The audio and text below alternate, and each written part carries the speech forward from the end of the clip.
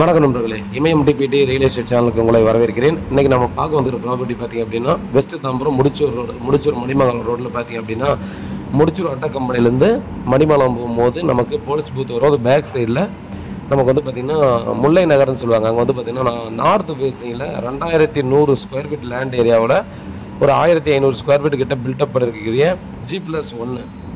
So ஒரு individual வீடு வந்து பார்த்திங்கன்னா நமக்கு சேல்ஸ் வந்துருக்குது. சூப்பரான ஒரு கார்டன் ஹவுஸ்னு சொன்னாங்க. 63 அடி ஃப்ரண்டேஜ் இருக்குது. வீட்டை சுற்றி பார்த்திங்கன்னா நல்லாவே ஸ்பேஸ் விட்டு கன்ஸ்ட்ரக்ஷன் பண்ணியிருக்காங்க. நல்ல ஒரு கார்டன் ஹவுஸ் இது. கார்பரேஷன் வாட்டரும் இருக்குது, கிணறு வெள்ளு இருக்குது. கார்பரேஷன் வந்து பார்த்திங்கன்னா டைரெக்டாக கிணத்துக்கு தண்ணி போகிற மாதிரி வச்சுருப்பாங்க. அதே போல் வீட்டை சுற்றி பார்த்திங்கன்னா நிறைய மரங்கள்லாம் இருக்குது, செடிகள்லாம் இருக்குது. நம்ம பார்த்திங்கன்னா ஒரு பீஸ்ஃபுல்லாக பார்த்திங்கன்னா நம்ம உட்காந்து இருக்கிறதுக்கு, ரெஸ்ட் எடுக்கிறதுக்கு நல்ல ஒரு ப்ராப்பர்ட்டின்னு டெஃபினட்டாக நம்ம வந்து சொல்லலாம். ஸோ அதே போல் பார்த்தோன்னா வீட்டுக்கு பேக் சைடில் எல்லா சைடுமே பார்த்தோன்னா நல்ல செட் பேக் விட்டுருக்காங்க. கீழே ஒரு டபுள் பெட்ரூம் இருக்குது, மேலே ஒரு டபுள் பெட்ரூம். ஃபுல்லாகவே பார்த்தோன்னா வாடகை எதுவும் வீட்டில் ஓனர் தான் ஃபுல்லாகவே இருக்காங்க. கன்ஸ்ட்ரக்ஷன் பண்ணி பார்த்திங்க அப்படின்னா நமக்கு ஒரு 15 இயர்ஸுக்கு மேலே ஆகும். வீடு வந்து பார்த்திங்கன்னா பெயிண்டிங்லேருந்து எல்லாமும் ரொம்பவே சூப்பராக மெயின்டைன் பண்ணி வச்சுருக்காங்க. ஸோ 2 இயர்ஸ் ஒன்ஸ் பெயிண்டிங்கு இந்த மாதிரிலாம் பார்த்தோன்னா எல்லா மெயின்டெனன்ஸுமே பண்ணி பர்ஃபெக்டாக ஒரு புது வீடு கண்டிஷனில் தான் பார்த்திங்கன்னா அந்த வீட்டானது இப்போ வரைக்கும் மெயின்டைன் பண்ணி வந்துட்டுருக்காங்க. இது ரேட்டு பார்த்திங்க அப்படின்னா 1,50,00,000 சொல்கிறாங்க. இதை நம்ம ரேட் நல்லாவே உடச்சி பேசி நெகோசியேட் பண்ணி வாங்கலாம். கொஞ்சம் அர்ஜென்ட் சேல். ஸோ நல்ல ஒரு ப்ராப்பர்ட்டி. ஸோ நம்ம வந்து பார்த்தீங்கன்னா ஃபர்னிஷ்டு ஒர்க் வந்து பார்த்தீங்கன்னா செமி ஃபர்னிஷ்டாக பார்த்திங்கன்னா நமக்கு வந்து பண்ணி வச்சுருக்காங்க. ஒரு சில இடங்களில் வந்து ஃபர்னிஷ்டு ஒர்க் பண்ணாமல் இருக்கும். ஓனர்கிட்ட தான் பார்த்திங்கன்னா நம்ம வந்து டைரெக்டாக பேச போகிறோம்.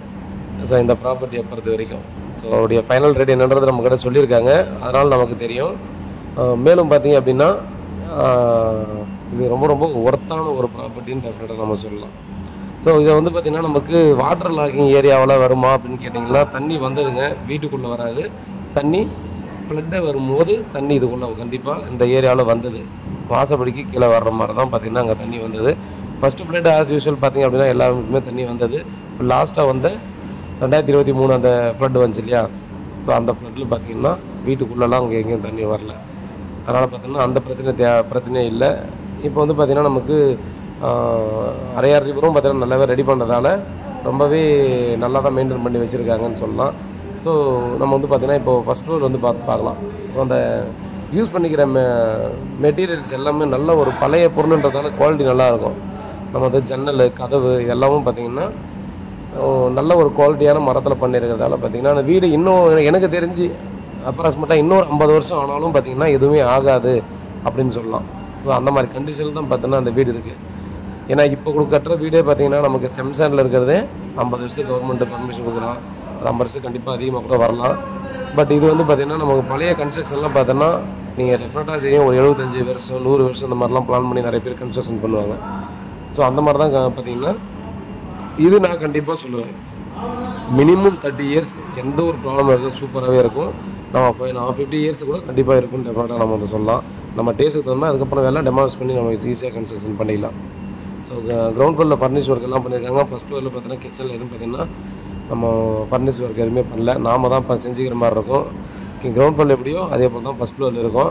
ஸோ இதில் வந்து பார்த்திங்க அப்படின்னா நமக்கு ஒரே ஒரு மைனஸ் பாயிண்ட் என்னென்னா நமக்கு வீட்டிலேருந்து பார்த்தோம் அப்படின்னா பக்கத்தில் இடுகாடு இருக்கும். ஸோ சுடுகாடு இல்லை, எரிக்கிறதெல்லாம் நடக்காது. ஸோ புதைக்கிற இடம் பார்த்திங்க அப்படின்னா இங்கேருந்து பக்கத்தில் ஒரு ரோடுக்கு அடுத்து பிளாட்டுக்கு அடுத்து பெரிய காம்பவுண்ட் வால் இருக்கும். ஸோ அந்த பக்கம் அது இருக்குது. அதை நீங்கள் மைண்டில் வச்சுட்டு பார்த்திங்கன்னா இது செட் ஆகுமா ஆகாதான்னு நீங்கள் யோசிச்சு பார்க்கலாம். மேலும் பார்த்திங்கன்னா மணிமங்கலம் ரோட்லேருந்து பார்த்தீங்கன்னா ஜஸ்ட்டு ஒரு 300 மீட்டர் தான் வரும். 300 மீட்டர் 250 மீட்டர் அவ்வளோதான் டிஸ்டன்ஸ் வரும். ஜஸ்ட்டு வாக்கபிள் டிஸ்டன்ஸில் இது இருக்குது. நான் ஜூம் பண்ணி காட்டுறேன் பார்த்தீங்களா? இதுதான் அந்த இடுகாடு. இறந்தவங்கள புதைக்கிற இடம். சரிங்களா? எரிக்கிறதெல்லாம் இல்லை, புதைக்கும் இடம். ஸோ வேறு ஏதாவது டீட்டெயில் வேணால் கால் பண்ணுங்கள். நன்றி.